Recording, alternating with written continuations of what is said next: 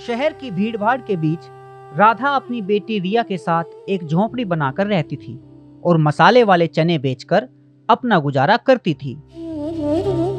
एक दिन राधा बाजार में बेचने के लिए चने उबाल रही थी, तभी रिया वहां आती है। माँ, क्या आज मैं भी आपके साथ चल सकती हूँ? मैं भी देखना चाहती हूँ आप किस तरह से चने बेचती हो और लोग कैसे आपके चने खाकर खुश होते हैं। तू भला क्या करेगी जानकर? तुझे आखिर ये सब क्यों जानना है? क्योंकि जब मैं बड़ी हो जाऊंगी तो मुझे भी तो आपकी तरह ही मसाले वाले चने बेचने हैं, और उसके लिए जानना तो होगा ही कि कैसे चने बेचे जाते हैं। अरे नहीं मेरी गुड़िया, तुझे तो बड़ी होकर अच्छी नौकरी करनी है और ज्यादा पैसे कमाने वाले काम करने हैं। ये चने बेचने जैसा छोटा काम मुझ जैसी को ही करने दे।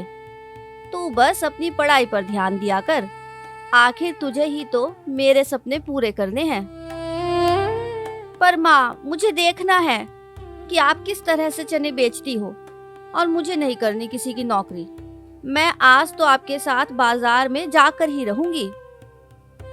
अच्छा ठीक है, आज तेरी छुट्टी भी है तो आज तू मेरे साथ चल ले, पर पहले नाश्ता कर ले। तब तक मैं चने उबाल कर बेचने के लिए इन्हें तैयार कर लेती हूँ। ठीक है माँ। फिर रिया खाना खाने रसोई में चली जाती है और राधा उसे देखती रहती है। नहीं मेरी बच्ची, मैं मेहनत करके तुझे अच्छे से पालूंगी और पढ़ा लिखा कर तुझे काबिल बनाऊंगी। कुछ समय में ही राधा मसाले वाले चने तैयार कर लेती है और उन्हें अपने ठेले पर रखकर रिया के साथ बाजार की तरफ चल देती है। रास्ते में जाते जाते रिया वहां की बड़ी बड़ी दुकानों को देखती है। माँ, एक दिन हमारी भी अपनी दुकान होगी और इससे भी बड़ी होगी, है ना माँ? हाँ मेरी गुड़िया, जब तेरी माँ के चनों का स्वाद पूरा शहर जानेगा और हम अच्छे पैसे कमाने लगेंगे, तब हम भी अपनी खुद की एक बड़ी दुकान खोलेंगे। आंखों में सपने लिए रिया अपनी माँ राधा के साथ चलती रहती है और जल्दी ही वो दोनों उस जगह पर पहुंच जाती हैं जहां राधा रोज अपना ठेला लगाती थी। उस दिन बाजार में भीड़ कम थी, लेकिन फिर भी राधा अपने चने बेचने की पूरी कोशिश करती है। वो आते जाते लोगों से चने खरीदने के लिए पूछती है। नमस्ते भैया, चने लेंगे क्या? गर्मा गर्म और ताजे मसालेदार चने हैं। आज नहीं बहन, पैसे कम हैं, आज आपके चने नहीं ले पाऊंगा, आप किसी और को बेच लो। क्या मसाले वाले चने हैं? और जैसा तुमने बोला ताजे ही है ना?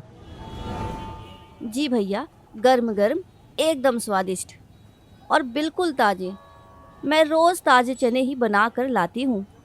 आप चाहो तो पहले चख कर देख लो। अरे नहीं, चखने की जरूरत नहीं है, मुझे आप पर भरोसा है। आखिर आप इतने समय से यहाँ चने बेच रही हो, चलो 2 रुपए के ही दे दो। राधा अपने ग्राहक के लिए चने बनाने लगती है। रिया वहाँ खड़े खड़े अपनी माँ की मेहनत को देखती रहती है। माँ, जब मैं बड़ी हो जाऊंगी तो आपके लिए घर खरीदूंगी और फिर आपको रोज रोज इतनी धूप में मेहनत नहीं करनी पड़ेगी। फिर मैं आपके लिए कमाऊंगी। तू बस पढ़ाई पूरी कर लेना, वही मेरे लिए सबसे बड़ा तोहफा होगा।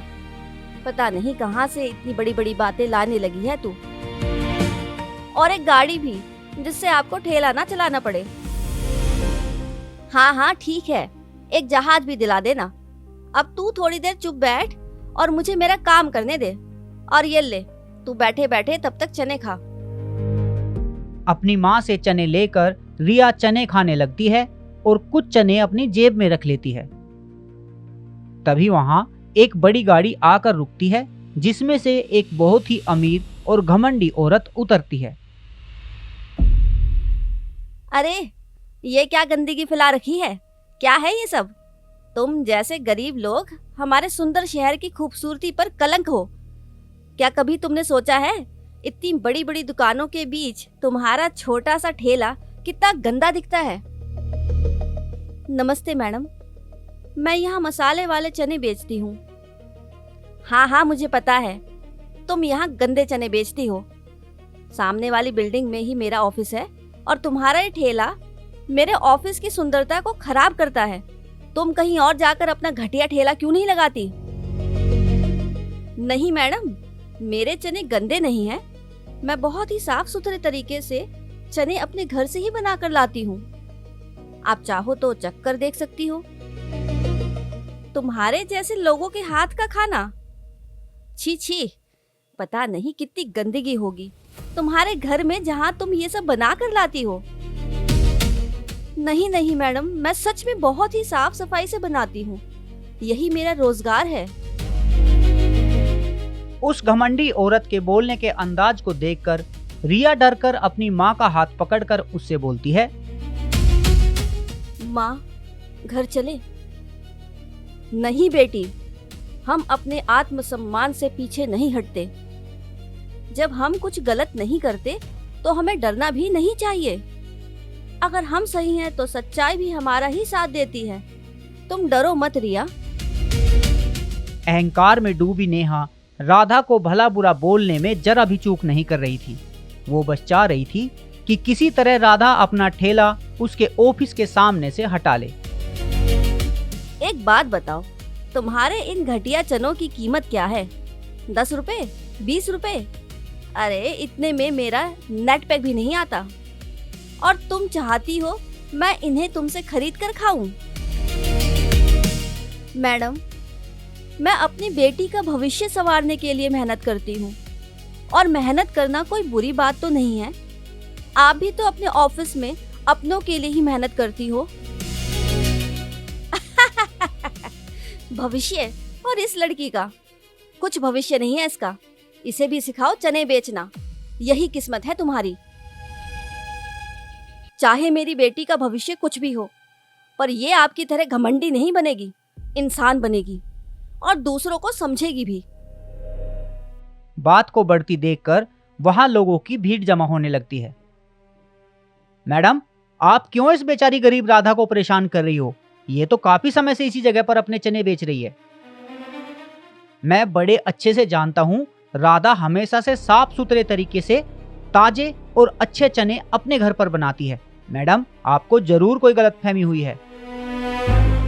लोगों की बातें सुनकर और राधा का उदास चेहरा देखकर रिया नेहा के पास आती है। मैडम, मुझे लगता है आप किसी बात से गुस्सा हो और माँ कहती है जब कोई गुस्से में हो तो उसे प्यार से कुछ मीठा खिलाना चाहिए। क्या बकवास है ये?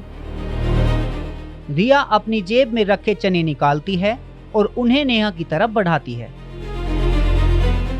मैडम, हमारे पास मिठाई तो नहीं है, पर माँ के इन चनों में बहुत प्यार है। खा लीजिए, आपको अच्छा लगेगा। रिया की मासूमियत और हिम्मत देखकर नेहा थोड़ा हैरान हो जाती है। तुम मुझे दे रही हो, जबकि मैं तो तुमसे इतना बुरा बर्ताव कर रही हूँ। खा लीजिए मैडम, माँ कहती है प्यार लौटाना नहीं चाहिए। और रही बात बर्ताव की, तो माँ कहती है कि कोई भी इंसान अंदर से बुरा नहीं होता। अगर आपका बर्ताव बुरा है तो इसका जरूर कोई कारण होगा। हो सकता है आज आपका मन दुखी हो और हमें ये सब बोलकर आप अपना मन हल्का कर रही हो। हमारी नज़र तय करती है कि क्या अच्छा है और क्या बुरा। मुझे कहीं से कुछ भी आप में या आपके बर्ताव में बुरा नहीं लगा। रिया की ये बातें सुनकर नेहा की आंखों में आंसू आ जाते हैं। वो घुटनों पर बैठकर रिया से चने ले लेती है और रिया से माफी मांगती है। मुझे माफ कर दो बच्ची, मैंने बहुत कुछ गलत कहा। दरअसल तुमने बिल्कुल ठीक कहा। आज सुबह ही मुझे पता चला कि मेरी कंपनी को बहुत बड़ा घाटा हो गया है, जिसकी वजह से मैं बहुत ज्यादा दुखी थी और इस बात का गुस्सा मैं तुम्हारी माँ पर निकाल रही थी। मुझे मेरी गलती पर पछतावा है। इंसान गलती करता है, पर उसे मान लेना ही इंसान को बड़ा बनाता है। रिया की बात ने नेहा का सारा घमंड एक ही पल में चूर चूर कर दिया था। वो खड़ी होकर राधा के पास आती है। मुझे माफ कर दो राधा, तुम्हारी बेटी ने मेरी आंखें खोल दी। आदमी पैसे से नहीं बल्कि अपनी सोच से बड़ा बनता है। आज से तुम मेरी बहन हो और तुम्हारे लिए मेरे पास एक प्रस्ताव है। कैसा प्रस्ताव मैडम? बताइए, मैं किस प्रकार की आपकी सेवा कर सकती हूँ? मेरे पति की कंपनी में एक प्रतियोगिता रखी है जिसमें शहर के बड़े बड़े होटल के मालिक अपने अपने होटल के सबसे बढ़िया खाने की प्रदर्शनी करेंगे। मैं चाहती हूँ तुम वहां अपने चनों का स्टॉल लगाओ। पर मैं वहां शहर के बड़े बड़े लोग आएंगे। तुम्हारी मेहनत को असली पहचान मिलेगी। मैं चाहती हूँ तुम सभी बड़े लोगों को अपने चने खिलाओ। राधा सोच में पड़ जाती है कि इतने अमीर और बड़े लोगों के इवेंट में वो अपने चने बेचने कैसे जाएगी। तुम किसी बात की चिंता मत करो राधा, उस इवेंट में तुम्हारे स्टॉल का सारा खर्चा मैं उठाऊंगी। तुम बस अपने हाथों का जादू वहां दिखाना। माँ, हम जाएंगे ना? हाँ बेटा, अब वक्त है हमारे सपनों के सच करने का। शहर के बड़े और अमीर लोगों को अपने चने खिलाना हमारे लिए सम्मान की बात होगी। कुछ दिनों बाद शहर के बड़े बड़े होटल मालिकों के साथ ही राधा का स्टॉल इवेंट में लगा हुआ था। सभी लोग अलग अलग खाने के स्टॉल से उनके स्पेशल खाने को टेस्ट कर रहे थे। अरे सर, आप इन 5 सितारा होटल के खाने को छोड़िए और मेरे साथ उस औरत के स्टॉल के चने खाकर देखिए। ये अंग्रेजों वाला खाना खाना भूल जाओगे आप। क्या बात कर रहे हो सर? भला इन लजीज खानों का चनों से क्या मेल? अरे आप आइए तो सही, पहले खाकर देखिए फिर बताइए। दोनों राधा के स्टॉल पर आते हैं और उससे चने लेकर खाते हैं। भाई वाह, ये चने तो वाकई लाजवाब हैं। मैं सपने में भी नहीं सोच सकता था कि सिर्फ मसाले वाले चने भी इन 5 सितारा होटल के महंगे खानों को भी टक्कर दे सकते हैं। तुमने इनमें क्या मिलाया है मैडम? ये राधा की खास रेसिपी है। दिल से बनाती है, इसलिए सीधे दिल तक पहुंचती है। इसके चनों की टक्कर यहाँ का कोई भी व्यंजन नहीं ले सकता। वहां उपस्थित सभी अमीर लोग बाकी होटल वालों का खाना छोड़कर राधा के चने खाने लगते हैं और उसकी बड़ी तारीफ करते हैं और इस प्रतियोगिता को राधा जीत लेती है। जीत का काफी बड़ा इनाम राधा को दिया जाता है, जिसकी राधा ने कल्पना भी नहीं की थी। कुछ ही महीनों में राधा उन पैसों से शहर में एक बड़ी दुकान खोल लेती है और उस पर अनेकों प्रकार के चने बेचने लगती है। माँ, मैंने बोला था ना, एक दिन हमारी भी बड़ी दुकान होगी। और देखो, आज दूसरों से भी बड़ी दुकान हमारे पास है। हाँ मेरी बच्ची, ये सब तुम्हारी ही वजह से हुआ है। तभी हमने अपनी दुकान का नाम रिया की पसंद रखा है। तभी नेहा भी वहां आ जाती है। और मेरी भी पसंद। अब तुम्हारे चने मेरी भी पसंद बन गए हैं। आखिर तुम्हारे चनों ने पूरे शहर के बड़े बड़े होटलों को धूल चटा दी। और आज मेरे पास तुम्हारे लिए एक और प्रस्ताव है। अब से रिया की सारी पढ़ाई का खर्च मैं उठाऊंगी और आगे चलकर इसे अपने बिजनेस में पार्टनर बनाऊंगी। देखा माँ, मैं कहती थी ना, मुझे किसी की नौकरी नहीं करनी। कहानी का सार, गरीबी धन की नहीं सोच की होती है और प्यार सबसे बड़ा धन होता है जो किसी को भी खरीद सकता है।